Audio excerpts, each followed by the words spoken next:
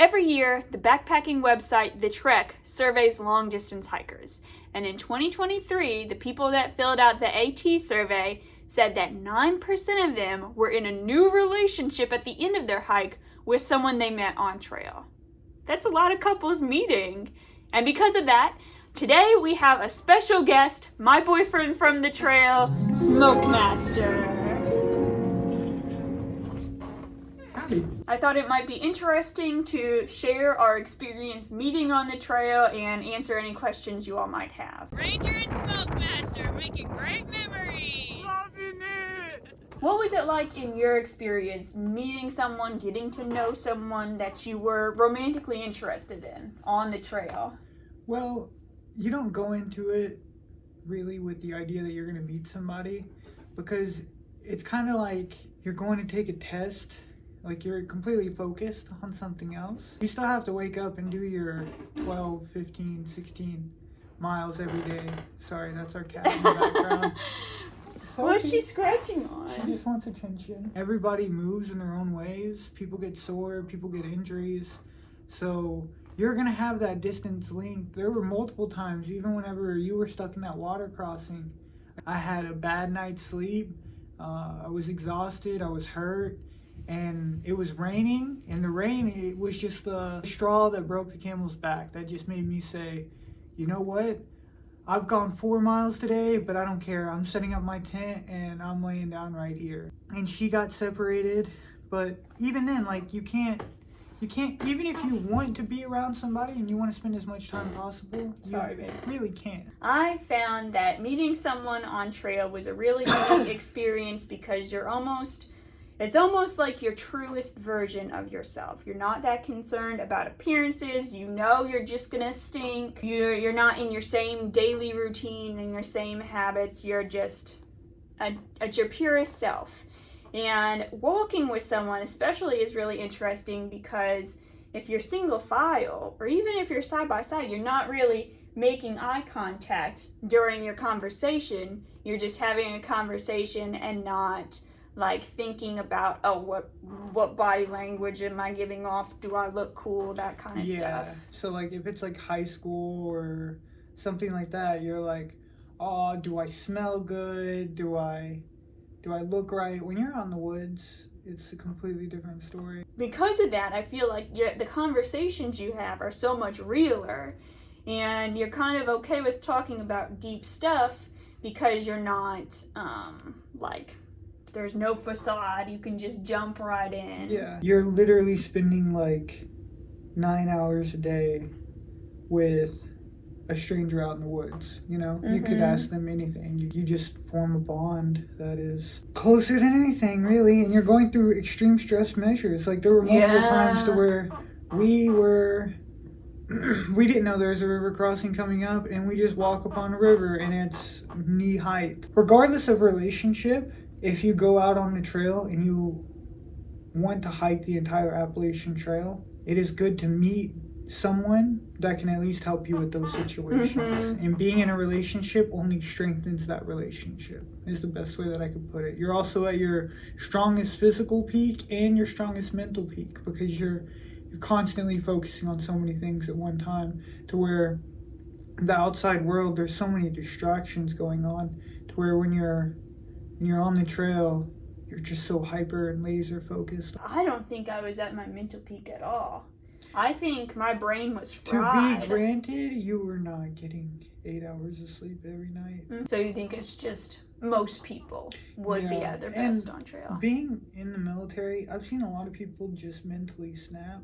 And there were some moments I would hear the way your voice would crack. Mm-hmm. And I would say to myself, she's gonna mentally snap. It's coming. Well, but I wasn't hiding it either. You never did. I think I mentally cracked all the time. I mean, I cried 25 times on the trail. You definitely cried, and you had your breakdown moments. But I mean, like a complete, utter mental snap. Like, I don't want to be here anymore. Like basic training, crying on the floor, get me out of here. I want my mommy type. Mental breakdown, you know? That's what I was talking about. And if you're hiking the trail, expect those. Everyone I met, even if they didn't quit the trail, came close at some point. Yeah, that's actually leads me to what I was about to bring up next, is that it's kind of a crash course for a relationship. How does this person handle stress? How does this person handle being at their wit's end? Things not going their way. In your off-trail life, it's a completely different ball game because you have different types of obstacles. You're just in a different world, basically, but you still can see, like, okay, this is how this person handles things. Seeing how your partner reacts to a near-death experience is like, or an extreme burn. Hopefully you won't have a burn or a near-death experience, but you never know. I was just about to ask her right before she got burned what she wanted for Chinese food. But I saw that she was cooking food, so I was like, okay. What if you had just asked a few minutes earlier, and I it wouldn't have made that food? I should have. What if? Well, I mean, it's not your fault. What if? Yeah, what if? How do you feel about pink blazing, though? And can you tell the folks at home? Well, there's pink blazing and there's banana blazing. And pink blazing is where you hike the trail specifically to be with another person. If it's female, it's pink blazing. If it's banana blazing, it's a male. I vote that we should all just call it pink blazing and not differentiate, but that's just me. What were you about to say? I like the differential because there's definitely a lot of cases to where you see the guy is just following the girl, or the girl is just following the guy. I feel like with the admirer, I was kind of banana blazed. I totally forgot about the admirer. Right? Can we back up and tell people who might not have seen my whole series what happened? I had no phone, no map, and I would just go to every shelter and just write about what I did that day. If you're hiking the trail right now, go to your nearest shelter. Just spend the last 2 hours before you go to bed. Just read the journal, right? Start a fire, get by the campfire, read the trail log, and you'll find some crazy stories. There's some insane stories. Keep in mind, if you read those trail logs, you'll find secret trails to towns that they don't tell you about. There's like mile shortcuts that I don't even know if I'm allowed to talk about them, to be honest. But back to your admirer. Yeah, there were so many notes. Shelter. Yeah, it was that the you priest saw shelter first. that I first saw them. They left me a 4-line poem. Through on future shelters, they kept leaving me notes. Not showing who they were, not declaring who they were, nothing like that. And then, what was the last one? The last one was in the shelter before I had my near drowning experience in the river. I don't know the name of the shelter, but it was like, Smoke Master, my crush on you has faded. Blah, blah, blah. We never found out who it was. I had my suspicions. If you're watching this, I would like to know. If you're watching this, just say even in the comments. If you're just friends, like, that's cool. Guy or girl, like, it was a very entertaining part of my life, and it helped me go further on the trail. And we were so close by the half-gallon challenge. We were like 3 hours away. You remember that? Yeah, we were so close. So, like, we were, like, right there. Like, we just saw, your note was the nearest one. It was the closest one. But anyway, secret admirer in the log books. That doesn't usually happen, but, you know, kind of something interesting that happened to this guy along the way. But back to pink blazing. As someone who's hiked as a solo woman, nothing in the world sounds more creepy than someone pink blazing you. If you are interested in someone, feel them out, you know. It could be friend vibes, or it could be potentially more. But if you're not sure, then don't just follow someone because you're interested in them. Super creepy. I don't know how to put it. Just like, don't follow women because you like them. In the woods. In the woods. Or ever. If you're wondering who pink blazed who in this relationship, or banana, whatever you want to call it, the answer is neither one of us, because we were in the same family. And then you're like, is that weird going from family members to dating? I don't know. I didn't think so. I think it's just family dependent. I didn't mean to cut you off. I'm sorry. No, you're good. I didn't even know where I was going with that. It's just, it's not like your biological family. It's a close group of friends, but to me it wasn't weird. It's good to be upfront. So we learned, because we saw a lot of different scenarios In other families, definitely good to just be upfront because they're gonna know and they're eventually gonna find out. And then when they find out and you guys try to play it off, it just leads to complication. Yeah. Do you want to tell the story of how we told PacMan? If you don't know, we were a group of 3 for a long time. Us 2 and another guy hiked a lot together throughout the trail. And then once we started dating, do you remember that? We were at the McDonald's, at the first town in Massachusetts. And he was so happy. I said something about Smoke having good eyes. And then I looked at PacMan to see his reaction. Later in the conversation, I was like, oh, I need to go get food to resupply. Smoke said he needed to go too. And I was like, okay, date night. Then I looked at PacMan to see his reaction. And he didn't ever, respond differently. Smiling. So I don't think he noticed. He was smiling. So then I was like, PacMan, I'm soft launching. I was hinting at me and Smoke are an item now. We started dating in New York. And he was just like, oh, thanks for telling me. That's so exciting. There's a lot of group dynamics on the trail. If you're doing it in a more social context, of course, if you're going you're not really mingling with people, you're solo, you're just going a different speed than people, that's one thing. But if you're doing it for the more social experience, it's part of group dynamics. The bonds you build with people on trail, one, because you're spending a lot of time together, and there was some psychological study where it's very direct correlation. How many hours you spend together equals this level of closeness. And if you're spending time with people, that's one thing.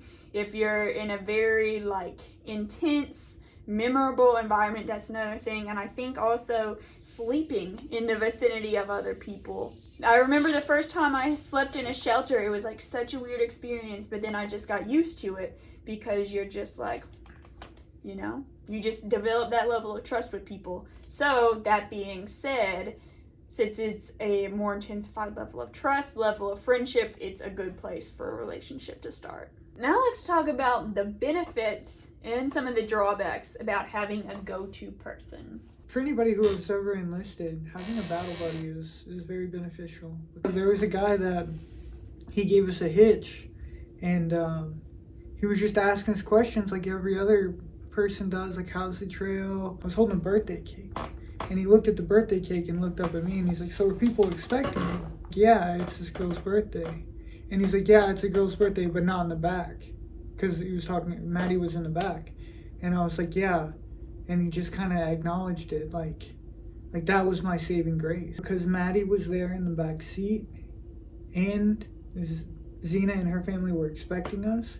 It gave us that confirmation of okay, this guy really can't do anything to us. That was definitely our saving grace. And relationship or not, even if we were just friends, the fact that she went with me that day really, really saved us. I think emotional support is another huge benefit. Even if you're not dating someone, like we've said, having someone you can confide in, and someone that you don't have to meet someone for the first time, explain, I'm having a bad day, I'm having a bad week because these things have already happened and now this is happening. Plus, they can physically help you up obstacles. Uh-oh.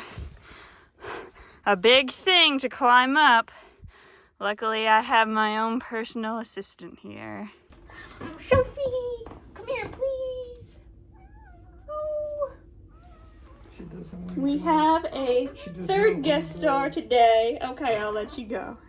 She does not want a guest star. Look at her run away like that. She looks back at the camera. She knows what she's doing. The downsides, however, to having a person with you is just, you have to compromise sometimes, One person wants to get to this spot, the other person doesn't want to push themselves that day. You're going to have to wait on that person a lot, whether it's they're sleeping in. As a thru-hiker, your time is just so valuable that if you're stopping to talk to somebody, that's 20 minutes you could have used to hike further. That's literally 0.7 miles. If you have 15 miles to go. That's so. And I have to wait true for 20 minutes. 20 minutes. 0.7 miles. I You could could've have gone further, that I have less in my day, but now I have to suffer through 0.7 more miles. So you're just constantly sacrificing all the time. You're definitely going to have lots of moments of frustration. You're going to see that person upset at you and vice versa. So you just have to be the best you can be. Well, let's move on to post-trail life and the struggle of taking a relationship on trail and then transitioning into your off-trail life. First of all, people hike the trail from all over the world, and we just so happened to be in the same area as each other. I think that's a struggle a lot of couples have. Are we going to continue dating? And if so, where are we going to live? That's definitely a big issue, and people to this day that I know are still struggling with that issue, because like if one person lives in California, other person lives in Maine, somebody's moving, you know? Like you're going to have to make those sacrifices. You made those sacrifices on trail, or you're just going to have to long distance, be like long distance, break up, or just be like, hey, what we had was good on the trail, but I have things that I can't leave. I can't leave my family. I've got a good paying job, etc. So then they just split up, which is sad to see, because they were really good on trail. They were compatible. They really liked each other. And you start to see like people right towards the end, like last 200-300 miles, just start like hooking up with random friend groups really? Or random people. I saw that. I didn't notice that. They're like, I want that connection. I would see people that I didn't think we're gonna see them hook up, but they ended up hooking up over. I'll tell you after. Yeah, you just see it a lot, because I think people are like, oh my God, this is ending. This is about to be over. Yeah. I want like a souvenir, you know? Ooh. I want something I can take home and be like, hey, this is what I got from the trail. I don't know, maybe there are plenty of really good relationships that people just haven't met towards the end. Maybe I'm just misjudging it. Let love find love. Aside from just physically where you are, there's just different problems that come up in everyday life, along with transitioning from how you are, oh look, it's Sophie again, how you are on trail versus how you are off trail, and then you have how you two are together on trail versus off trail. So just another transition. Some things that you might not notice about a person on trail, like do they normally go out to eat or cook something at home? How clean do they keep their place? All that stuff is just new information that you didn't have before, and now you're learning how to work together again. There's also a lot less time together.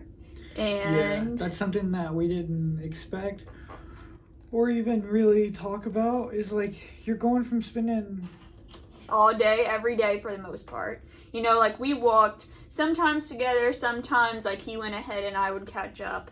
It's still a huge difference in the amount of time spent together.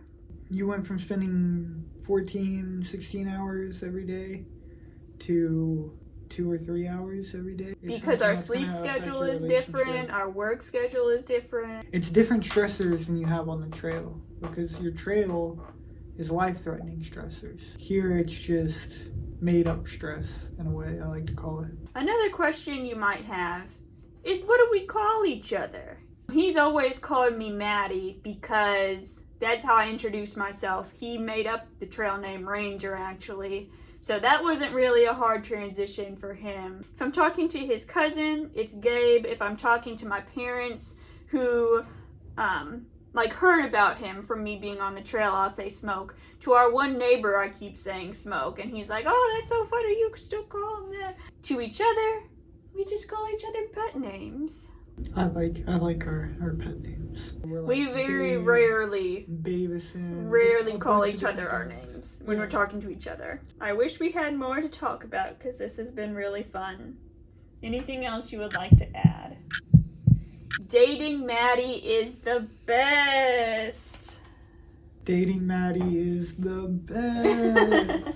I guess our case is just particular. I could definitely see how two people going back to their same jobs in different areas could be an issue. I guess every situation of when somebody meets is just peculiar in their own way. This is just our story. Hopefully you found it entertaining. I don't mean to imply that people should hike to find a partner. I'm just saying it's kind of just a fun little thing to talk It's about. something that happens a lot. 9% of people. Thank you for watching this video. Hope to see you in the next one. AT documentary coming soon.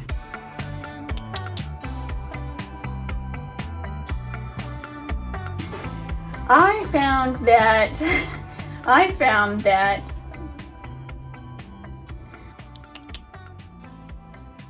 And he came out of the bathroom and he was so happy. It was a good moment. And then we just walked off enjoying our McDonald's chicken nuggets. it's hard to describe the. What? How did that just happen? Was that fun? Yeah. That's weird. Ghost. You didn't even rock the And table Ryder or said, anything. "Hello, FBI." Because I was talking to him about... Just don't follow women. Trying to. On the flip side, 22% of people said they were in a relationship at the beginning with someone off trail, and then 18% of people said they were in a relationship with someone off trail at the end. So 4% of people broke up with someone. Anyway, here's my boyfriend. A special guest star to the episode, Mr. Smoke Master himself. Special guest, my boyfriend from the trail, Mr. Smoke Master himself.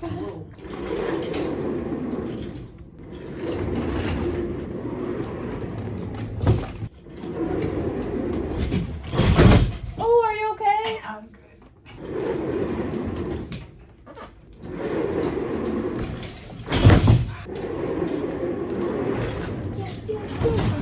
It's so hard. You know that one game that they play in Canada where they gotta like... Curling? Yeah, it's like curling. I feel like I'm curling with my body right now.